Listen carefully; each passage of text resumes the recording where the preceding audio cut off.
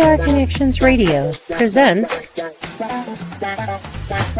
This podcast is brought to you by LifeWave. Ready to elevate your wellness game? Meet X39 from LifeWave.com. This game-changing patch uses phototherapy to stimulate your skin, enhancing strength and stamina by channeling your body's innate energy. Simply apply it to harness infrared heat, naturally boosting your vitality. Want to learn more? Visit www.lifewave.com/VernD and step into a healthier, more active lifestyle today.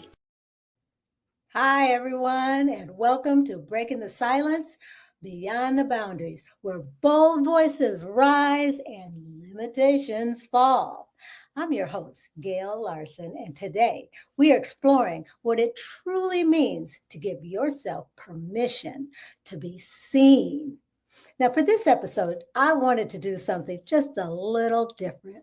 Instead of featuring one guest, I reached out to individuals who are on their own journey towards visibility, people who are ready to be seen, but just not quite ready to step fully into the spotlight of a full podcast conversation. So, what you'll hear today are their voices, real, honest reflections as they are stepping forward in their own way at their own pace. Because, being seen doesn't happen all at once, right? Sometimes it begins with simply being willing to show up just a little more than you did before. So I began with these questions. Have you ever found yourself trying to be like others when being seen? Can you share a moment when being seen felt uncomfortable or vulnerable? How does your identity, that is, how you see yourself, your identity, impact how confident you are when being visible? So let's listen to our first guest, Melton.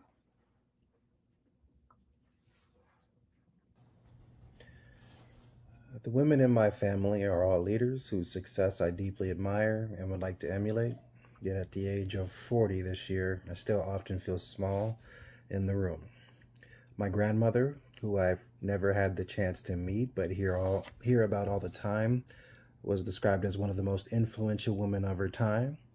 My aunt, E.C. Bracy, a president at Unilever. Her mother, Patricia Eggleston, an attorney and executive vice president in Chicago who plays a key role in a major housing project. My very own mother, a regional sales manager in leadership, a published author, and one of the most confident speakers I know. My best friend, an assistant vice president and innovation leader at a local financial institution. Again, I still feel small in a room and quite vulnerable. I feel like I haven't even opened the elevator door at ground level to reach the heights that these wonderful people have obtained.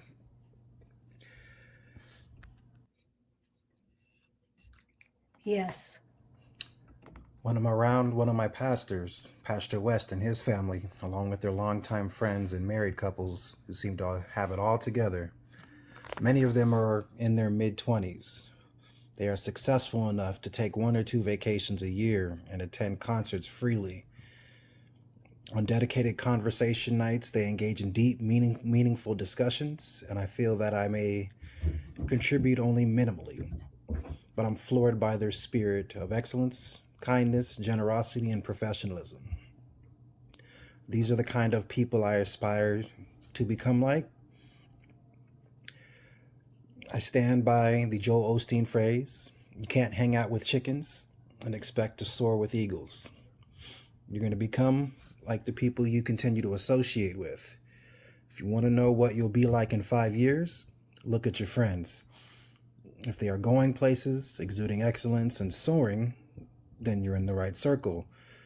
But if they are down, arguing, complaining, making excuses, and not performing, then you're likely to get stuck right there with them. And I truly love that expression that he uses when he says, how can you expect to soar like the eagles when you are hanging out with chickens? So I have really found that when you hear the phrase being seen, most people think that being seen simply means letting others see you. Hence the preponderance of social media. I mean, putting yourself physically out there just to be seen. But what I found is this: it shouldn't be about being seen. It should really be about helping others to discover and see what truly matters. And more importantly, how they can make a difference for others. It all comes back to service and fulfilling the needs of your audience, whoever you are standing up in front of, and those that you aim to serve, really. And this takes me to something else that I pondered about visibility and speaking. Why do people think being seen can feel even more vulnerable than simply speaking? And what are people really afraid of when it comes to being seen? And for me, this is a biggie. I can't tell you how many people I have asked about appearing on my podcast, and they've responded as if I've asked them to streak across a football field completely naked. What did they think might happen in that particular moment? Well, not naked on the football field, but in the moment that maybe they appear on my podcast. What's the worst fear that they could possibly experience? And in these conversations, there were three critical fears that surfaced. The first is the fear of judgment. When considering being on a podcast, people seem to imagine others saying, "Who does she think she is? What does she really know about this anyway? Why should I listen to her?" Overcoming the fear of judgment can definitely lead to a lot more opportunities for creative and exciting ways of expressing yourself, right? And the next fear that came out of these conversations that I had was fear of rejection. Now, let's face it, people just want to be liked. If you take the risk and put yourself out there, folks will either like you or not, right? People fear rejection. And they believe that if you don't give themselves permission to be seen, if they don't give themselves permission to be seen, nobody will care one way or the other. So why risk it? But risking the possibility of rejection can also lead to greater acceptance of yourself and discovering who you are and the positive impact that you could have on others. Again, remember, it's all about service to others. And finally, another fear that came out of these conversations was fear of being misunderstood. There's often that question I get from people who are somewhat on the fence about putting themselves in the spotlight. They say, "Well, if I'm on this podcast, what if people take what I say the wrong way? Can this be edited?" And I'm sure you know what my response to that is, right? Life is not editable. This is why we have to live in the moment. Think before we speak so that we can be confident in the moment and so that we can mean what we say. No takebacks, no do-overs. Overcoming the fear of being misunderstood can very well lead to the possibility of being recognized as an authentic and impressive leader, an impressive individual in your field of expertise. Now, let's shift to another question about how identity might shape how comfortable you are with being visible. Do you ever try to emulate others in order to test out who you're becoming? Let's take a look at this next clip.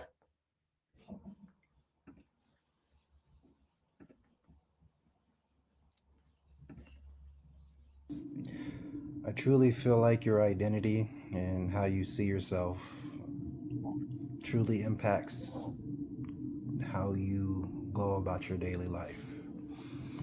Your goals are different, your mentality is different, and a lot of times that's the battle that you have to overcome, is knowing that you're doing the right thing and that you are good enough and that you don't need to compete and feel that you are needing to be at a certain level at a certain time of your life. I struggle with that greatly. I'm still trying to figure out who I am and who I'm going to become. But I think it has tremendous impact on everyday life. That's what I have to say about that. Yes, don't we all struggle with who we are becoming? And, we heard about how his identity shapes how comfortable he is about being visible. And that takes me to how people move along that journey of trying to become visible. How does one move from hiding who we are to allowing ourselves to be seen? In other words, what helps someone move from hiding parts of themselves to allow themselves to be seen in maybe small ways? And what I've always said, small steps, baby steps, maybe sharing their words in other ways through pictures or visuals, and then maybe adding audio recordings to those pictures and visuals. Now, one of my guests wanted to share, but not on camera or audio. What's interesting is that Christina is a performer, yet struggles with being seen when speaking. So I will share her words as well.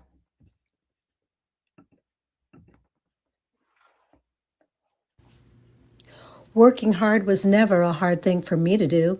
It's just second nature. So naturally, with music and performing as a cellist, I'd shine and just play from my soul, and others praised it, and a couple others who were also musicians would turn up their nose and quietly whisper amongst their friends or peers, opening up small, vulnerable wounds that never truly heal, just start to scab. The next moment of achievement and recognition occurs, and a small open wound appears again in a never-ending cycle. Now, I'm sure you realize that was her voice, but those were her words. She's a great writer. She's very articulate in real life, but she felt vulnerable. She didn't have the confidence to come on to the stage and talk about how she felt about being seen. Now, little did Christina know that last year I actually made a recording of her responding to one of my questions about what are you passionate about? And so Christina shared with me how she feels most authentic about when she's passionate. So let's take a listen and then compare her words to her expression. When it comes to passion, I would say music is my biggest passion. Anything from my favorite song to when I'm playing the cello, music's in my DNA. It flows through me, it rocks me to my core. It has the power to change an entire mood. Music is amazing, it's beautiful. Have I mastered it? No. Absolutely. So you could see when she's in her own element, when she's being authentic about something that she is passionate about, then the question of being seen, it's no longer a question because you want to be out there, you want to express yourself as well. So you've seen how Christina is being her authentic self. How do we balance being authentic with the very real desire and need to protect ourselves, to mask ourselves? And if you had time to ask that question, if we aren't being truly ourselves when we're being seen, what actually happens when you take the mask off? What are people going to actually see? So as we move into the close of this episode, giving yourself permission to be seen, I ask you, what would you say to someone who knows they're ready to be seen, but still feel that hesitation? Every voice that you heard today represents a step forward, a moment of courage, a willingness to be seen. So take your step, because your voice matters just as much as theirs. Today, we heard how vulnerability shows up in those moments of being seen, but there's something deeper underneath that. You heard real voices, real reflections from individuals who are stepping forward in their own way. So wherever you are on your journey of being seen, know that you don't have to wait until you feel completely ready, because when you give yourself permission to be seen, you create space for others to do the same. So until next time, keep breaking the silence and go beyond the boundaries. Classy Communications provides public relations and marketing solutions for businesses, professionals, and nonprofit organizations. They can deliver the true meaning of your business with press releases, social media marketing, web development, email marketing, book publishing, and much more. Wherever your potential clients are, they can help you connect with them. Visit classycommunications.net to learn more about their suite of services that can help your business stand out from the rest. Classy Communications is your solution for business success. PR Connections Radio thanks you for watching this podcast. Check out more episodes of this show and our others at prconnectionsradio.com.